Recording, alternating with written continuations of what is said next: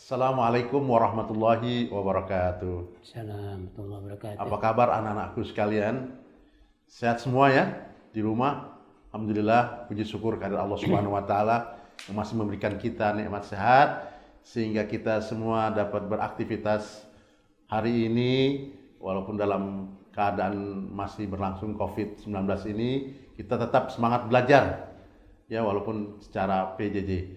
Dan telah hadir kesempatan ini guru kita yang mulia, senior dari guru-guru, yaitu Bapak Abdurrahman. Alhamdulillah. Apa kabar Pak Rahman? Ya baik, Pak. Sehat Pak ya? Sehat. Ya. Udah lama ya. Kita nggak ketemu nih hampir 5 bulan ya. Ya. Dari bulan Maret sampai sekarang ini alhamdulillah Allah temukan. Dan juga anak-anak kangen dengan Pak Rahman ya. Ya, mungkin anak kelas 1 baru kenal hari ini Pak Rahman ya. Kalau kelas 2 sampai kelas 6 sudah pernah diajar oleh Pak Rahman. Alhamdulillah. Pada kesempatan ini Pak Rahman akan bercerita atau kita nanti akan dapat mengambil ibrah dari pelajaran Pak Rahman untuk diceritakan kepada kita semua. Pada Pak Rahman nanti kita akan dengarkan juga bagaimana kisah Nabi Ibrahim dalam mengorbankan putra kesayangannya. Mari nanti kita sama-sama. Bagaimana Pak Rahman? Bisa siap sekarang? Insya Allah. Ya, diawali dengan ya cerita Pak Rahman dah ya. Gimana pengabdiannya selama 40 tahun lebih di MI Darul Ulum ini. Gimana Pak Rahman? Ya. Assalamualaikum warahmatullahi wabarakatuh. Waalaikumsalam. Anak-anakku sekalian, bagaimana keadaannya? Sehat? Alhamdulillah. Ya, saya akan menceritakan sedikit pengalaman saya mengajar di Darul Ulum. Dahulu Darul Ulum nggak seperti sekarang. Sekolah kita sederhana, tapi semangat belajar anak-anak itu sangat tinggi. Karena apa? Karena tujuan mereka adalah satu, ingin menjadi manusia yang baik. Berilmu walaupun sekolahnya sederhana, permainan sederhana, olahraga sederhana, tapi semangat mereka tinggi dengan tujuan bisa nanti sewaktu-waktu mereka akan menggunakan ilmunya di tengah-tengah masyarakat dan sangat berguna bagi, terutama bagi keluarganya dan pada umumnya bagi masyarakat dan pada umumnya juga bagi bangsa dan negaranya, Pak Oleh. Oh gitu. Ya. Selama 40 tahun terakhir-terakhir ini bedanya apa tuh Pak? 10 tahun Bapak ngajar awal-awal ya, 10 sampai 15 tahun dah. Sekarang kan yang tahun ke-40-nya nih. Perbedaannya dengan anak-anak sekarang gimana Pak? Ya. Kalau dulu kita anak-anak dulu dengan sekarang kan dulu waktu belajarnya nggak pakaiannya bebas, pakai yang baju yang mana aja dah, yang penting bersih, mau sekolah. Karena apa? Karena masyarakat kita kan biasanya pada waktu dulu kan masih kampung, masih banyak pohon, banyak buah-buahan, banyak sawah.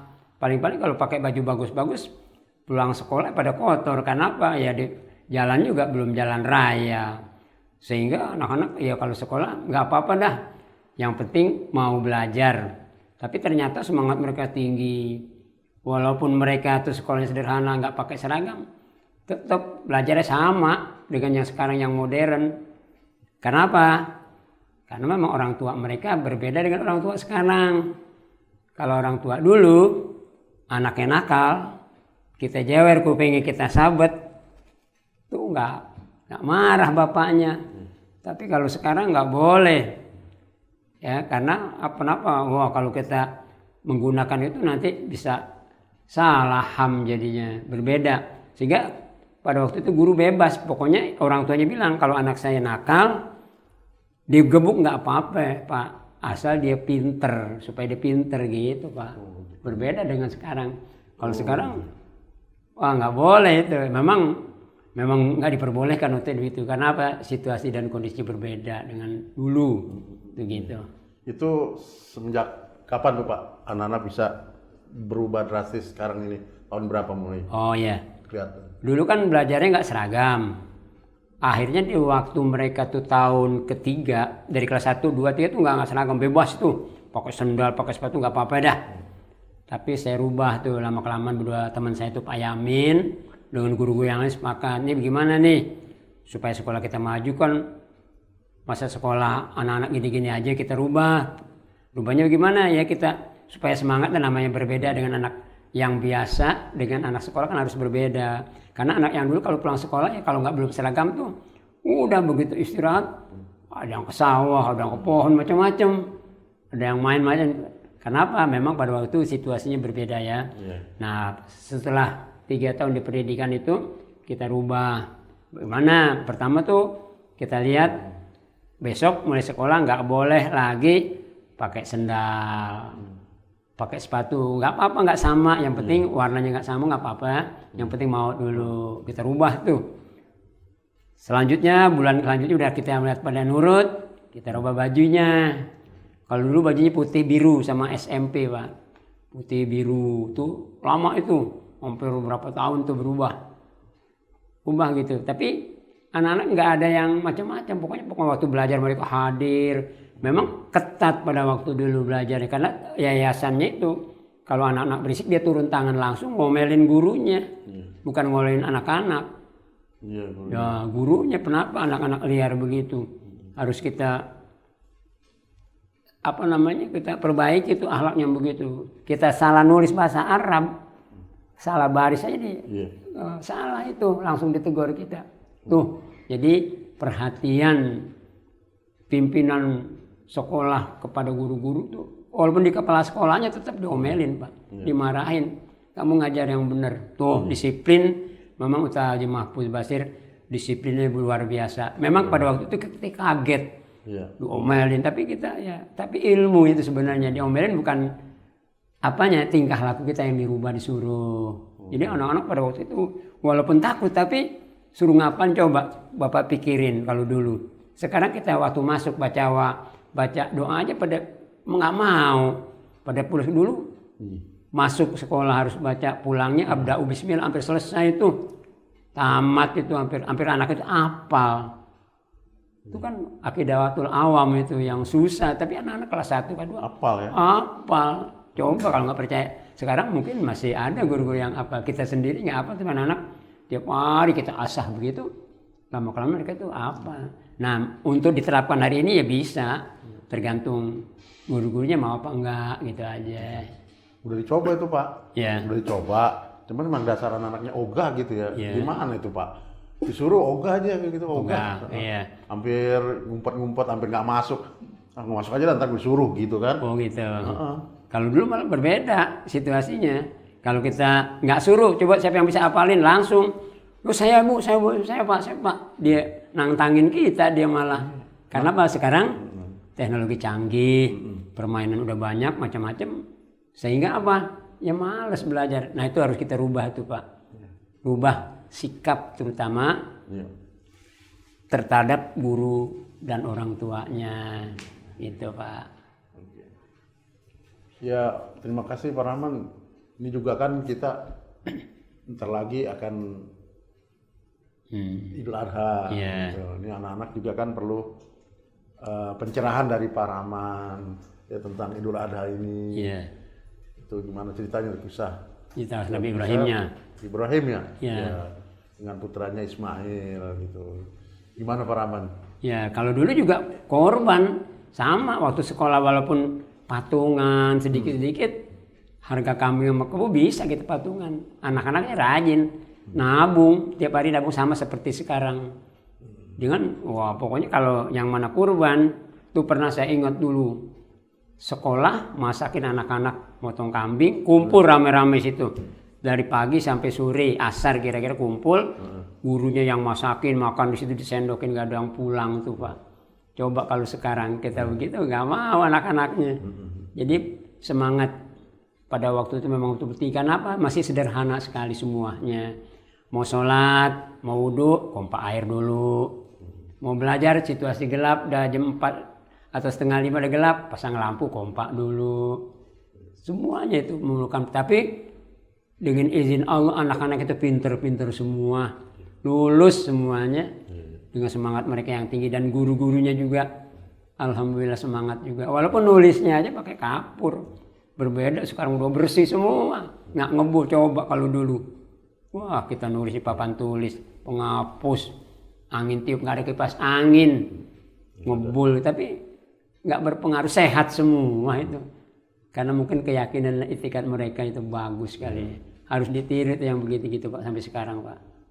Ini Pak, Ya. ini anak-anak kangen sama cerita Rahman. Udah lama Rahman kan Cerita. ya, sering cerita ya. Iya. Nih, ceritain dah tuh. Ceritain. Bagaimana kisah Nabi Ibrahim nih sampai mengorbanin anaknya. Oh gitu. Ini anak-anak Iya. dan anak. Nabi Ibrahim kan nabi. Kamu semua mungkin tahu cerita Nabi Ibrahim, nama-nama nabi kan yang wajib kita yakini, kita percaya tuh. Yang kita apa kan 25. Nabi 25. Iya, Nabi Ibrahim termasuk nabi yang keberapa coba? Berapa ya? Ayo. Siapa yang tahu? Berapa ya Nabi Ibrahim? Ayo. Satu. Terakhir. Nabi Ibrahim adalah nabi yang ke-6. Kan pernah saya ajarin dulu lagunya. Oh iya, coba Pak. Dengerin, mau dengerin? Iya, biar inget. Ya, nih saya nyanyiin, dengerin ya. Ntar kamu rekam, kamu tiru, kamu nyanyiin lagi. 1, 2, 3. Adam, Idris, Nuh, Hud, Soleh, Ibrahim, Lut, Ismail, Ishak, Yakub, Yusuf, Ayub, Syuaib, Musa, Harun, Zulkifli, Daud, Sulaiman, Ilyas, Yunus, Zakaria, Yahya, Isa, Muhammad, Nabi terakhir. Tuh 25, gampang ngapalinnya itu. Jadi ketahuan tuh ya urutannya, urutan ketahuan ya. Iya. Jadi Ibrahim keberapa tuh jadi tadi? Dengerin nggak? Ibrahim keberapa jadinya? Ayo, berapa ya? Adam, Idris, Nuh. Adam, Idris, Nuh, Hud, Soleh, Ibrahim 6 ya. Ya tuh. Ntar apalin di rumah nyanyiannya, tapi nyanyian keagamaan boleh saja. Ajari pada adik-adiknya semua, ya. Tuh gitu-gitu Pak, ceritanya gitu, kalau nyanyi gitu aja. Ya. Jadi anak-anak digirang semangat. Kenapa? Ya nggak ada hiburan lain. Paling main bolanya di lapangan, sono di belakang nyari balang, main kasti, main bola, macam-macam aja gitu aja. Sekarang berbeda, ada basket, udah lapangannya enak. Ayo, biar lebih bagus lagi belajarnya, jangan sampai ketinggalan. Karena masa akan datang lebih sulit dengan yang kita hadapi hari ini. Ya, tuh begitu kira-kira Pak. Silakan Pak, yang lainnya mau nanya silakan. Masih saya bisa jawab ya. Bagaimana ceritanya itu Ibrahim bisa memotong lehernya? Oh gitu. Anaknya itu. Oh gitu ya. Leher anaknya. Ya, Nabi Ibrahim, Nabi membawa syariat Islam. Dia kan Nabi yang begitu teguh pendiriannya dalam bertawakal kepada Allah. Pada suatu hari dia dilihat Nabi Ibrahim dulu kita ceritakan ya.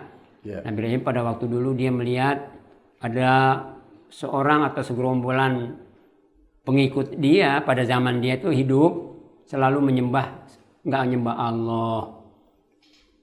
Lihat matahari gede, matahari disembah. Begitu matahari nggak ada, nggak nyembah.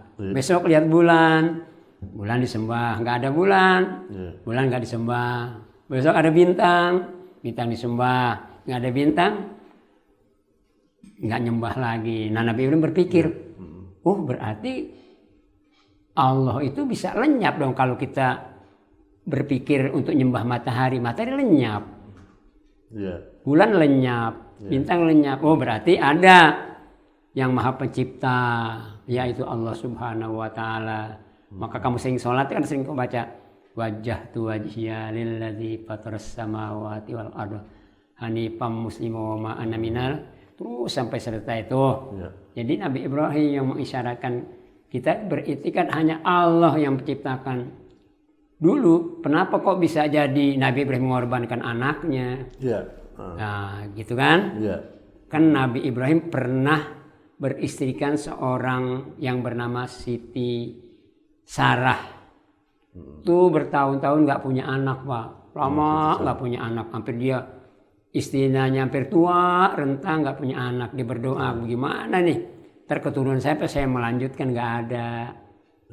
Tapi dengan izin Allah ada orang tuh memberitahu kalau mau beristri lagi. Tuh ada tuh orangnya cantik, siapa namanya?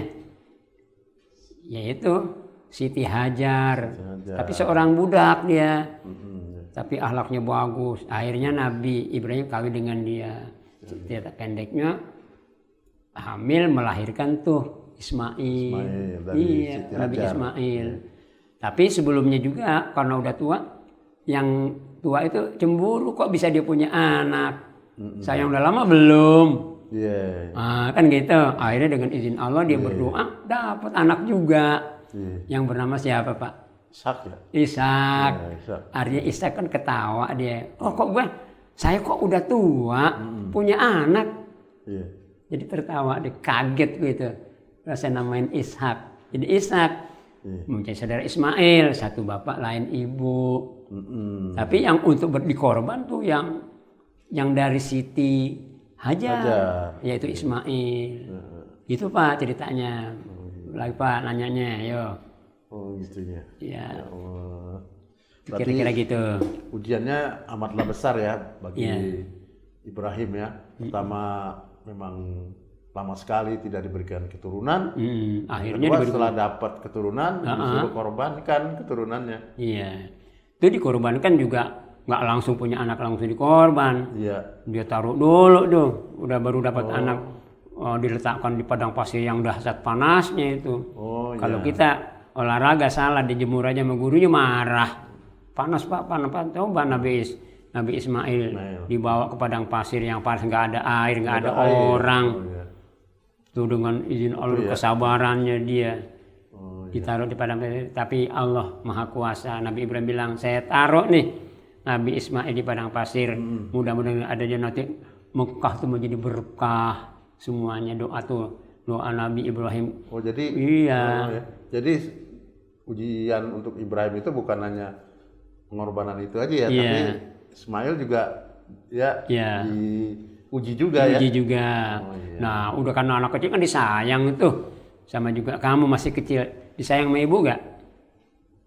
Sayang gak sama ibunya? Sayang. Masih kecil ditanya, diindungi rumah. Pernah saya cerita tuh sama anak-anak, dia punya adik kecil gak punya. Coba bagaimana cara ibunya mandiin anaknya. Dinyanyiin dulu kan. Kamu punya adik tanya, bagaimana nyanyinya?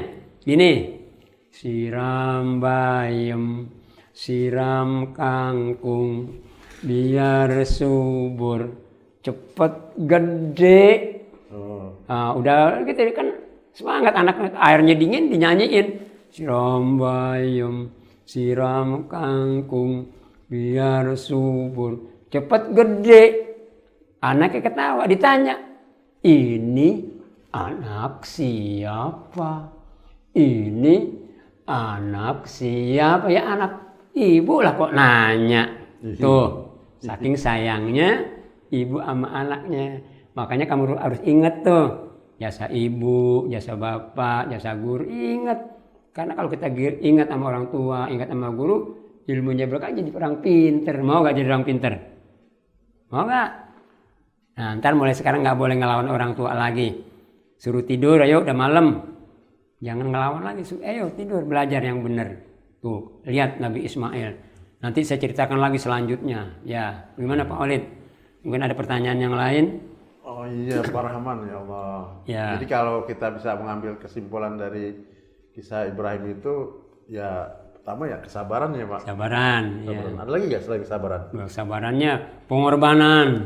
Karena Ya. begitu dia udah gede, kan dulu pengen banget punya anak. Udah anak yang satu udah ada, anak ini ada nih Ismail udah bisa diajak ngobrol, biasa kerja, biasa perintah, udah gede. Turun wahyu dari Allah, ngimpi. Sampai 3 kali ngimpinya. Anak-anak pernah ngimpi gak? Ayo, ngimpi ngapain? Ngimpi main layangan. Ya, ngimpi ngitung duit gini-gini. Ya kan? Lain ngimpi Nabi Ibrahim itu ru'yatus shodiqah. Artinya ngimpinya tuh pasti benar. Berbeda dengan kita ngimpi kita nggak benar. Kenapa? Habis main kotor kita tidur. Nah, mimpinya gak benar. Tapi Nabi Ibrahim bermimpi 3 hari berturut-turut suruh ngapain tuh? Suruh potong anaknya. Coba anaknya tadi dipengen banget udah ada, udah gede disuruh potong. Kamu mau nggak? Coba. kalau kamu udah gede dipotong, disuruh disembelih sama orang tuanya hari ini nih, kena Idul Kurban, mau nggak? Mau? Oh takut, nggak mau. Ya Allah nggak suruh manusia dikorbankan, tapi Nabi Ismail diajak kurban. Waktu dia perjalanan dia dandan sama ibunya Siti Sarah. Memang Pak mau ajak kemana? Ya pokoknya hiasin dah, dandanin. Udah enak diajak jalan ngobrol, didandanin rapi pakai gamis di tengah padang pasir, dituntun sama orang tuanya pegang pedang yang tajam. Nah orang tua ibunya bingung nih mau kemana nih, ya akhirnya jalan di tengah padang pasir, tuntun ibunya sampai sedih. Datang setan, ya setan datang. Kalau dulu setan kelihatan, ya Nabi Ismail tuh bisa lihat setan. Kalau sekarang setannya banyak kelihatan, cuman nggak kita bisa tebak tuh setan apa bukan. Kalau dulu kelihatan tuh setan memang betul, ya. Akhirnya waktu di tengah jalanan setan ngomong sama Nabi Ismail, jangan mau. Emang apa? Lu mau dipotong tuh, lihat bapak lu tuh pegang golok. Yang setan yang ngadu sama ibunya. Bu, ibu kenapa kasih anaknya dipotong? Jangan kasih bu. Oh, jadi setan tuh nggak ganggu kita. Di mana posisi ada tuh diganggu. Tapi Nabi tekun, ayo. Tapi di ngimpinya yang sodikah itu yang benarnya. Memang nih pasti dari Allah nih, nggak mungkin dari setan. Yang ketiga tuh di mimpi dibawa suatu lembah yang tandus, di situ direbahkan anaknya, diasah golok, dites dulu tuh goloknya tajam apa enggak. Diambil goloknya, pedangnya, ditabas tuh batu, pecah. Ternyata waktu mau dipotong Nabi Ismail nggak ngempan. Wah, yang pertama tuh nggak mempan.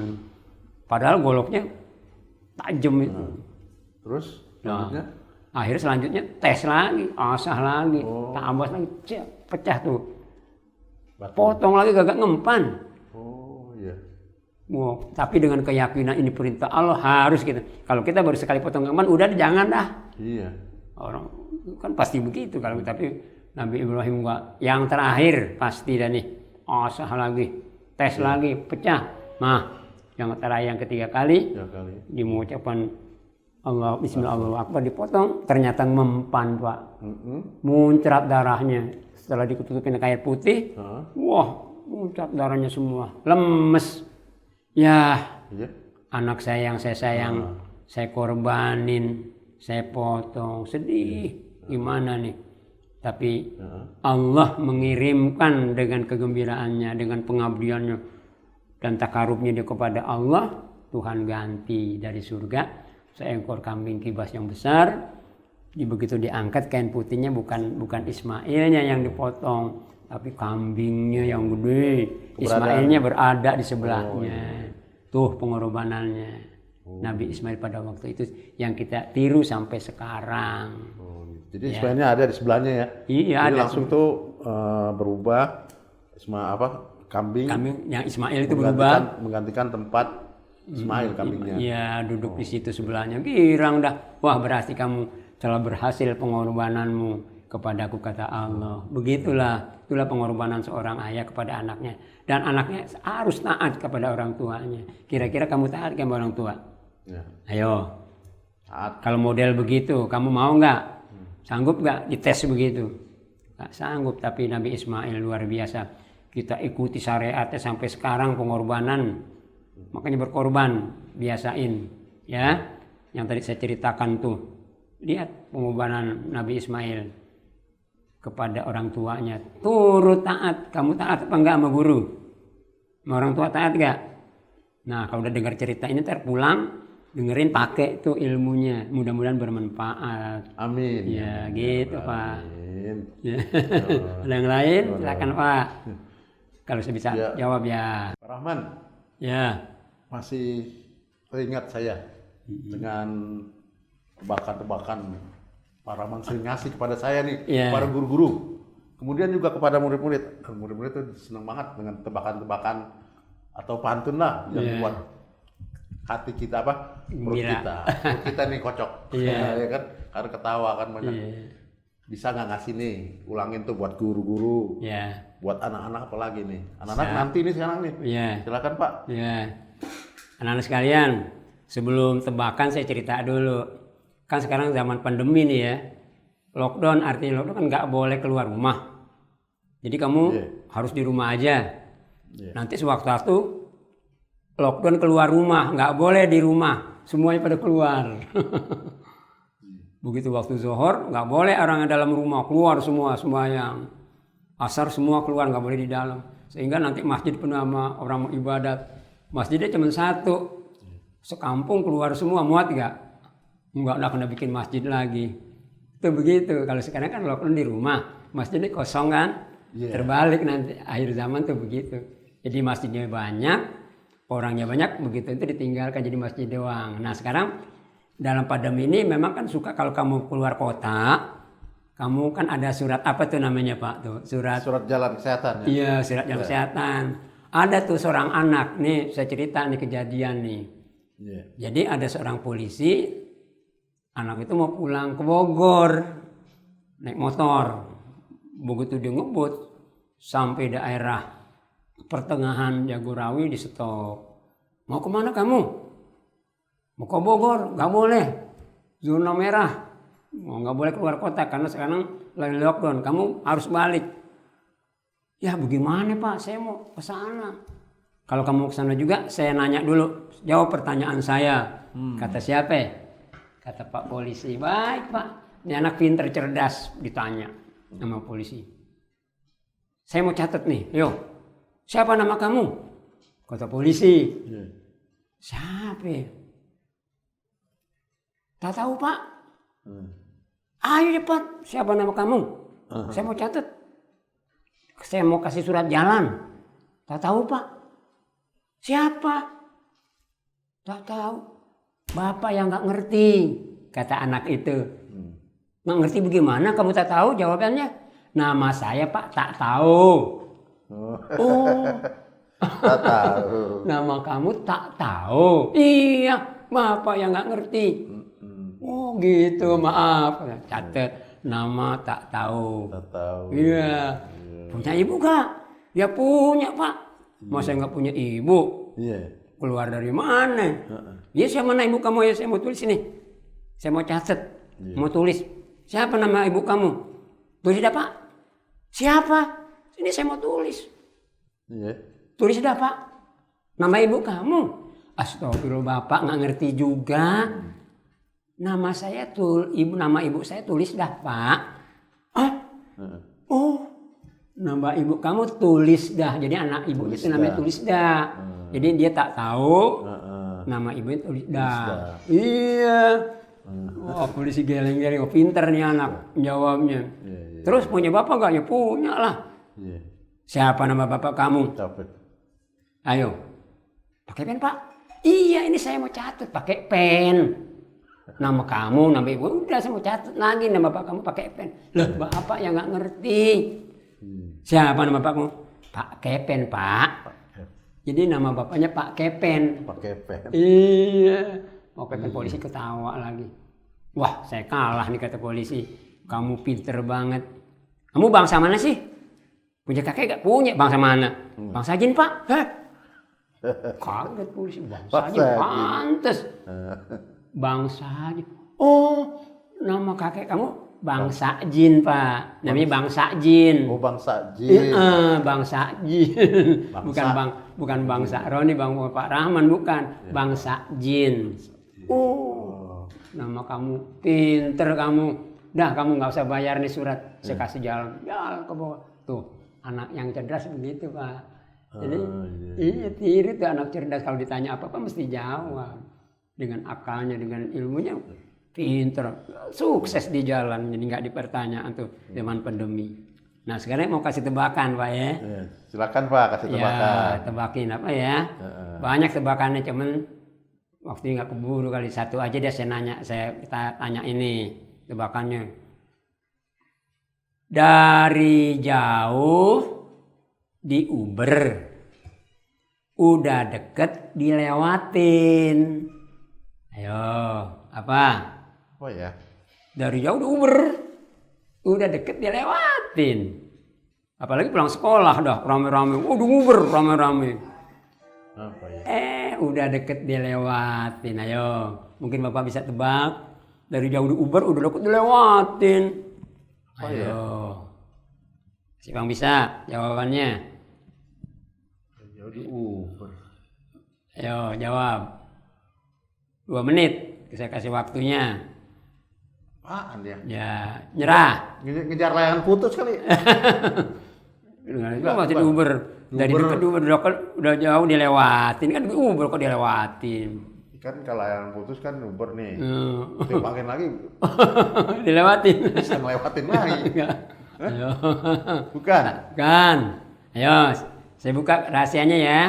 Dari jauh di Uber, udah deket dilewatin. Pintu. Coba Pintu. pulang sekolah lah, ayo anak-anak udah boleh pulang. Kabur semua di Uber. Iya. Udah deket dilewatin apa pintu.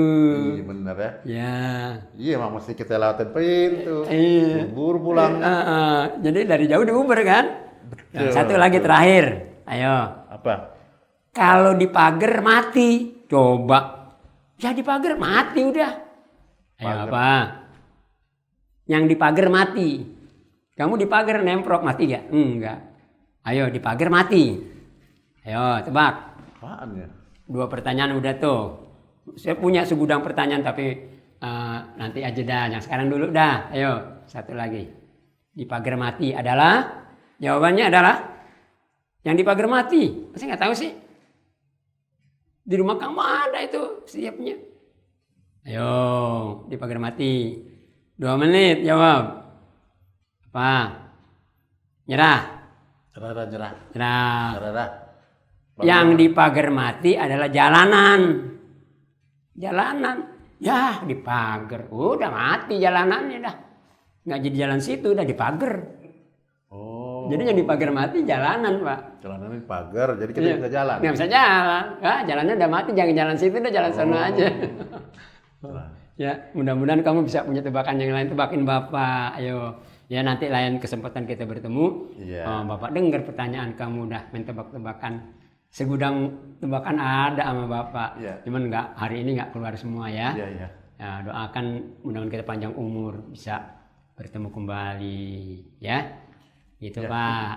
Ya, kita nantikan tebakan-tebakan berikutnya ya Pak semua ya. Siap. Terima kasih penjelasan cerita Pak Rahman cukup panjang. Ya, kami ucapkan terima kasih kehadirannya, bisa bertemu bersilaturahmi dengan anak-anak MI Darul Ulum nih pada kesempatan ini. Mudah-mudahan lusa insya Allah yang akan datang kita dapat bertemu bersilaturahmi walaupun dalam keadaan PJJ ini. Ya, terima kasih Pak Rahman atas kehadirannya. Ya. Anak-anakku sekalian, demikianlah PJJ kita, silaturahmi kita secara virtual dengan Bapak Abdurrahman SPDI. Saya tutup dengan akhirul kalam. Terima kasih atas perhatiannya. Assalamualaikum warahmatullahi wabarakatuh. Assalamualaikum warahmatullahi wabarakatuh.